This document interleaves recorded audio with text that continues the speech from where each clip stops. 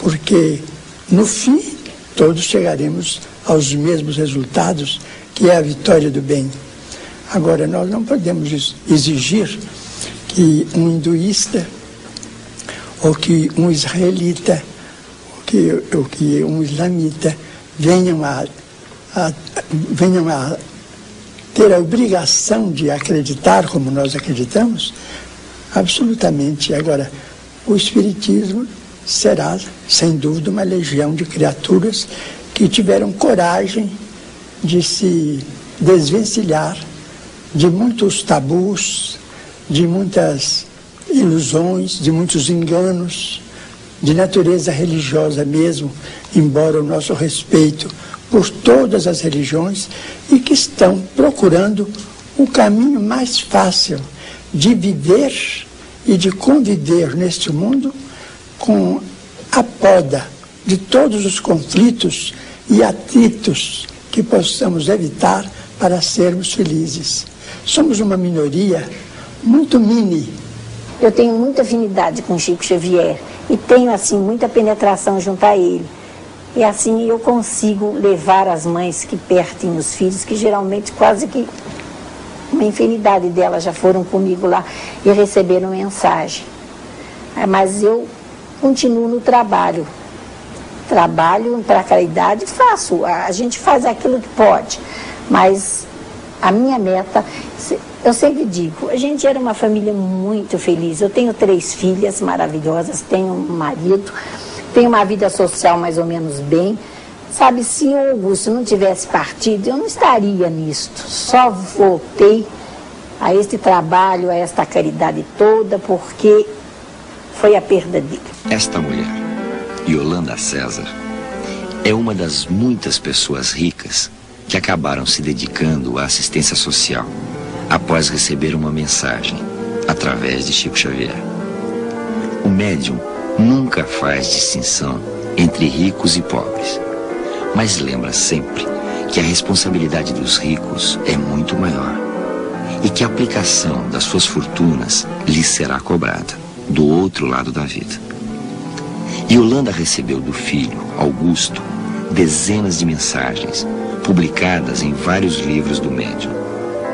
Augusto acabou se transformando numa espécie de secretário espiritual de Chico Xavier nos recados aos mais jovens. Nesses recados, mais um fenômeno da psicografia. Chico recebe em gíria, como neste trecho. Se você entrou em fria e sacou a jogada, não deixa a cuca fundida, põe atenção uriçada no trabalho e mande a bola pra frente. Se você tomou algum catiripapo, larga aquela bronca, ofereça maleme ao casca de ferida e fique na sua, mandando aquela brasa.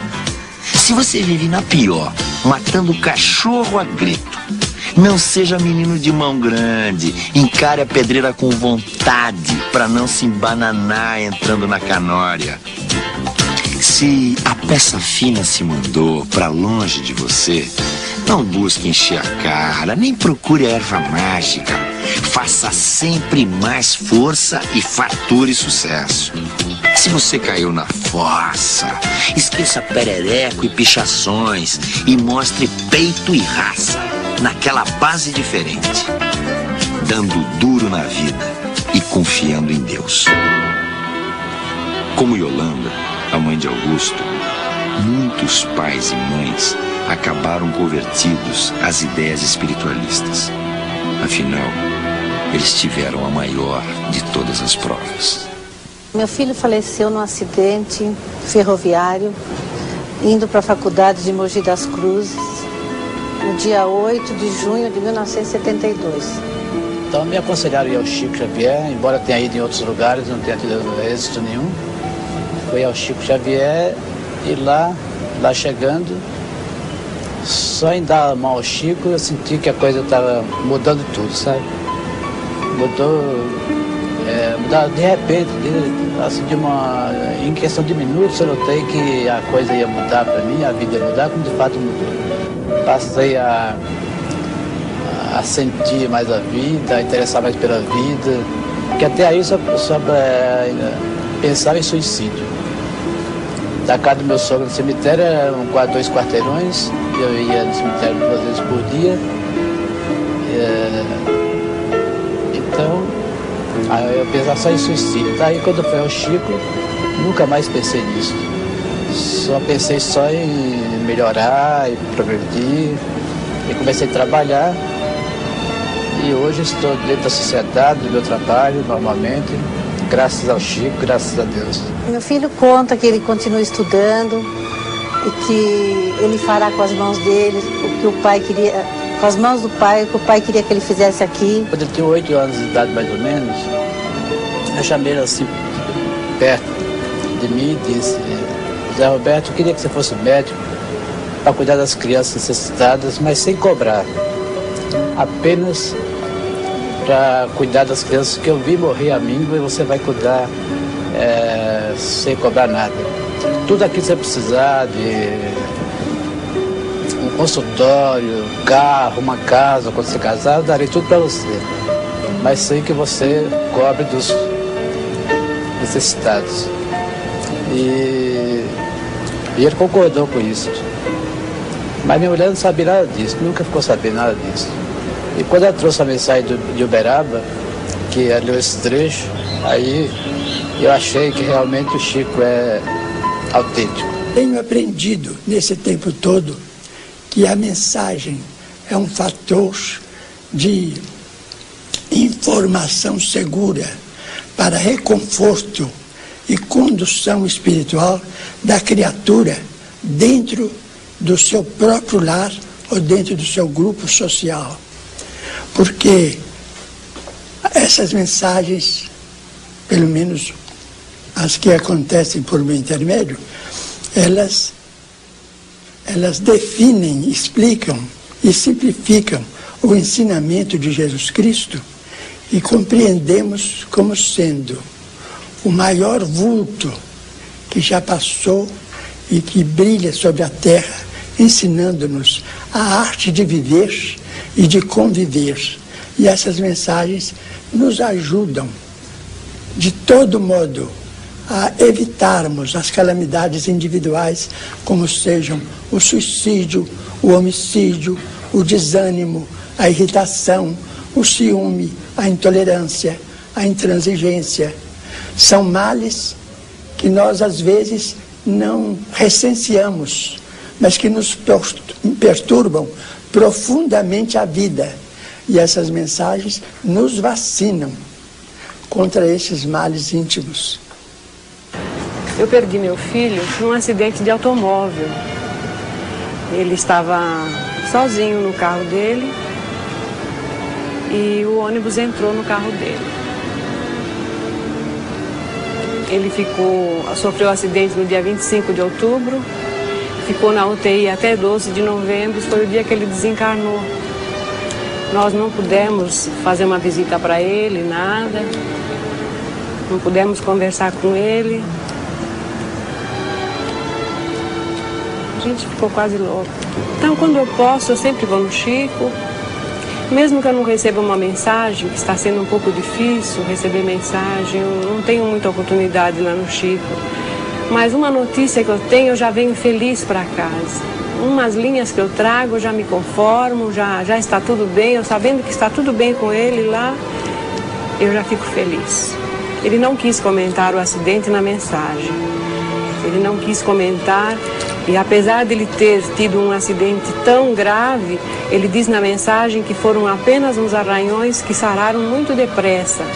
Que para mim se acalmar, que estava tudo bem com ele. Eu no começo fiquei feliz porque eu esperava demais essa mensagem. Para mim essa mensagem foi tudo. Eu agradeço ao Chico demais, porque essa mensagem me trouxe à volta, porque se não fosse essa mensagem, eu acho que eu já teria morrido.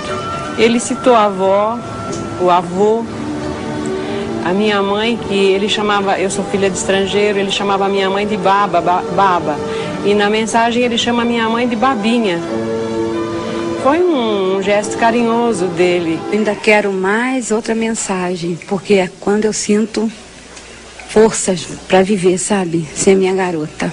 Ele é tudo, ele representa tudo. Depois de 2 mensagens que a gente recebeu linda do meu primo, sabe? O Chico nem sabia nome, endereço, nada da gente, sabe? Foi um desastre. Perdemos ele em Curitiba. Minha tia saiu de Londrina, veio aqui. Quando chegou, faltava 2 pessoas para ela falar com o Chico, ela desmaiou. Tiraram ela. O Chico não sabia nome, do meu primo não sabia dela, nada. Aí a gente se sentiu revoltado, tava aqui, né, você vê, é duro, a gente viaja 1000 e tantos quilômetros para vir até ele. E chegar, a gente imaginava que tinha de dar nome, endereço, isso tudo depende do alto. Se a pessoa estiver preparada, não precisa. Isso vem com o tempo, como diz o Chico. Mas aí a gente ficou, a primeira mensagem nós recebemos essa, que é a segunda, inclusive nessa mensagem ele cita que a minha prima está grávida, estava grávida de 3 meses, a gente não sabia. Sabe? Ela já tinha feito os tratamentos do médico, então nem ela mesma sabia. O trabalho de Francisco Cândido Xavier na Terra está dividido em 3 fases. Na primeira, a produção de livros, entre as décadas de 30 e 50. Na segunda, fenômenos de efeito físico, como as materializações, uma fase mais curta. E, de 15 anos para cá, o médium tem se dedicado, sobretudo, às mensagens pessoais. E a Associação Médico-Espírita do Estado de São Paulo chegou a elaborar estatísticas dessa terceira fase da missão de Chico Xavier. Inúmeras evidências de que o comunicante possui uma personalidade própria. Na pesquisa que foi referida, nós podemos observar que em 95% dos casos, Chico Xavier não conhecia a entidade comunicante. Nós pudemos também levantar os dados e obter frases, estilos, palavras comprovadas em 40%, 30% e 25% dos casos. Ainda nós tivemos dados interessantíssimos, por exemplo, nós tivemos 52,5% de assinaturas idênticas, 22,5% semelhantes e as outras diferentes. Nós podemos também constatar uma outra evidência bastante importante, reconhecida pela família e pelos familiares. Não houve erro em 100% dos casos. Nós tivemos também outro dado muito interessante apresentado, que nos documentos, cartas, em 43% dos casos, havia frases inteiras, o estilo todo do comunicante. Isso para comprovar que o banco de memória continua o mesmo no espírito comunicante. E isso traz evidências muito profundas e muito interessantes da sobrevivência da alma e que nós entregamos com muito prazer àqueles que desejarem compilar estas pastas junto conosco e conosco estudar. Em 1958, Chico saiu de sua cidade natal, Pedro Leopoldo, e foi morar definitivamente em Uberaba, a 350 quilômetros, no mesmo estado de Minas Gerais. Um dos motivos dessa mudança é que Pedro Leopoldo, com 30 mil habitantes, não mais comportava tantos fenômenos. E o médium e sua família também não suportavam mais o assédio de dezenas de jornalistas do mundo inteiro, e nem todos bem-intencionados. Esta é a Pedro Leopoldo de hoje.